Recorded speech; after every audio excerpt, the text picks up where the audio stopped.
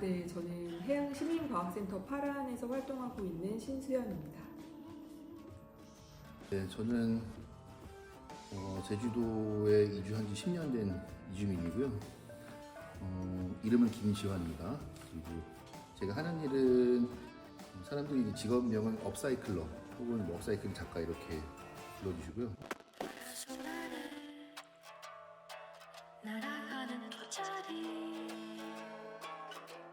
네, 제가 제주 바다에 처음 기록을 하고 바다를 관찰하기 시작한 건 2013년부터고요. 그러니까 벌써 한 10년 조금 넘은 것 같아요. 그러니까 지금은 기후 위기나 아니면 생물 다양성의 위기 측면에서 그다음에 연안 오염으로 인한 현상 이런 것들도 같이 보고 있고요. 제가 일단 환경교육과 환경예술활동이라고 했는데 환경교육활동은 주로 버려지는 폐자원, 특히 이제 해양 쓰레기를 활용한 업사이클 중심의 그런 체험 프로그램으로 교육활동을 하고 있고요. 또 환경 교육 활동을 체험으로만 하는 건 아니고 또 환경 강의도 같이 진행을 하고 있습니다. 실제 바닷가에 나가서 쓰레기를 줍는 비치코민이랄지 죽기이랄지 그런 활동도 같이 하고 있고요. 특히 최근에는 그 파이로플라스틱이라는 새로운 쓰레기를 줍는 그런 활동도 같이 하고 있습니다. 지치고 낡은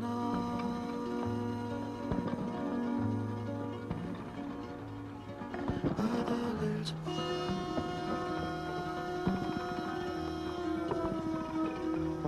플라스틱으로 인한 사회적 환경 문제는 굉장히 오래되고 있고 점점 더 심각해지고 있는데 플라스틱은 석유로 만들죠. 이 쓰레기를 수거하는 쪽에서 일부 불법으로 소각을 해서 해안가로 오염시키는 경우가 종종 있습니다. 이런 과정에서 단순히 눈에는 보이지 않을 정도로 쓰레기 부피는 줄어들겠지만 실질적으로 그 안에 들어있던 플라스틱 각종 오염물질들은 다 녹아서 흘러내려요. 바위 사이사이에 달라붙은 거죠. 그러면 1, 2년이 아니라 수십 년 동안 바위와 흡사한 모양으로 쓰레기 종류, 변종 플라스틱으로 존재를 하게 되죠.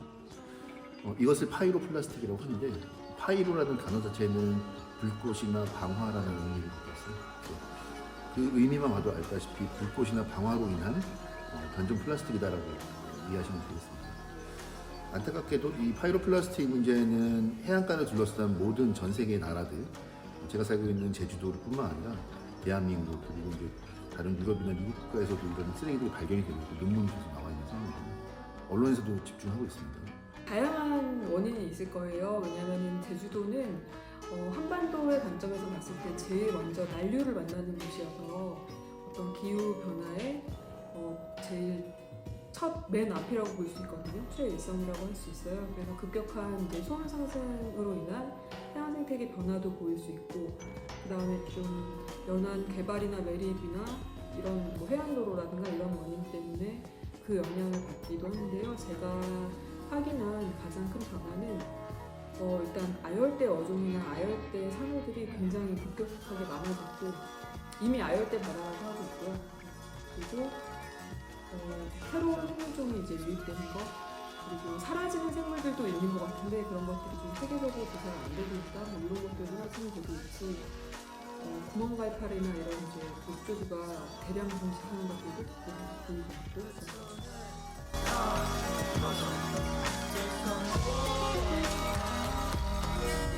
불법으로 쓰레기를 태우는 소각하는 과정을 생각한 것으로 아주 강력하게 예상이 돼요.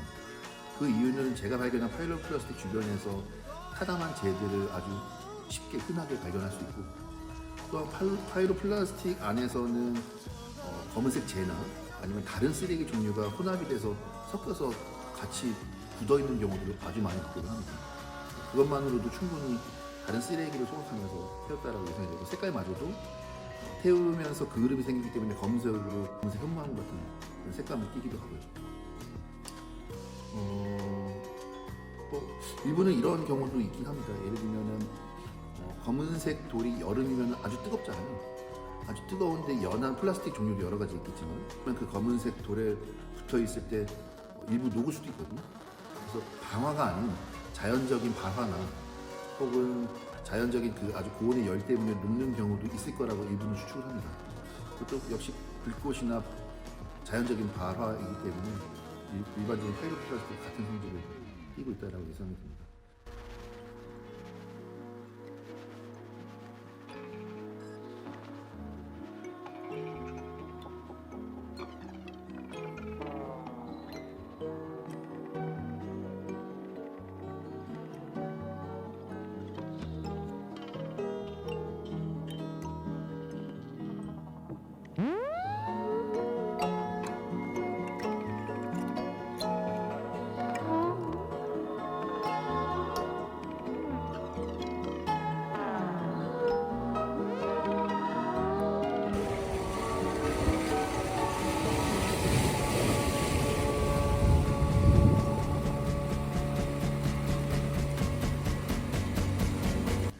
주의할 점은 이렇게 쓰레기를 태우는 과정에서 쓰레기 부피가 줄면서 독성 물질은 훨씬 더 강하게 강력하게 내재되어 있어요.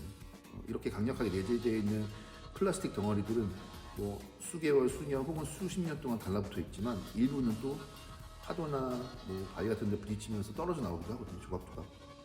이것은 다시 또 다른 미세 플라스틱이 되는데 그 어떤 플라스틱이 미세 플라스틱보다 더 강력한 독성 물질을 내포하고 있는 환경의 오염의 주범이 되겠죠. 해양생물의 오염이.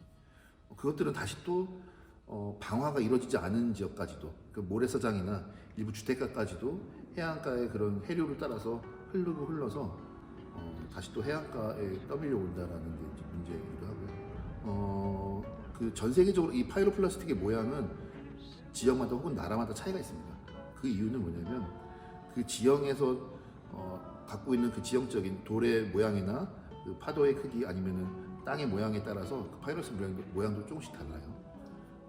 예를 들면은 제주도는 현무암이기 때문에 파이로 플라스틱이 구멍이 나 있거나 거친 딱딱한 그런 성질을 표면을 갖고 있다면 영국 같은 경우에 파이로 플라스틱은 아주 매끈한 조약돌 모양과 아주 흡사합니다.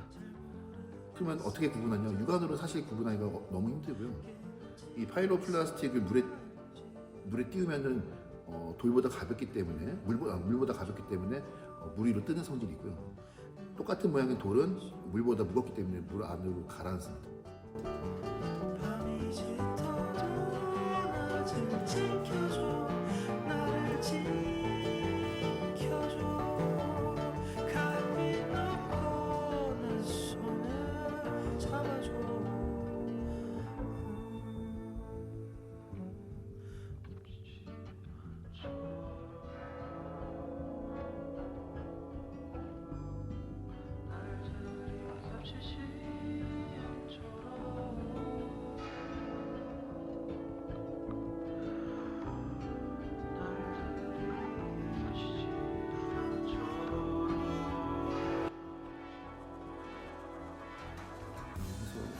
희망사항이라면은 여기에 대한 조사가 좀 제대로 이루어지길 원하고 제가 좋아하는 식구 중에 하나인데 우리가 매일매일 들어가서 사용하는 그런 화장실의 세면대에서 그런 화장실에서 강이나 바다를 떠올릴 수 있다면 변화가 시작될 것이다 이런 이제 어떤 시민의 말이 저는 되게 와닿았는데요.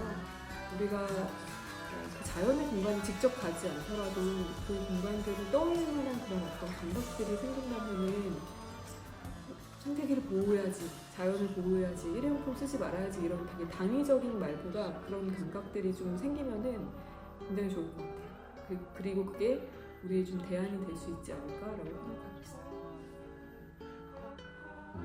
또한 여기에 대한 대책이나 좀 해결책을 강구할 필요도 있다고 생각합니다. 제가 이 문제를 알리기 위해서 계속 지금 작년부터 전시를 통해서 이 이야기를 풀고 있는데 많은 사람들이 이 전시를 볼 때마다 깜짝깜짝 놀라거든요. 이게 돌이 아니야? 이게 플라스틱이라고 반문하는 거죠. 생태계를 복원하고 보호하는 정책 위주로 가야 되지 않을까?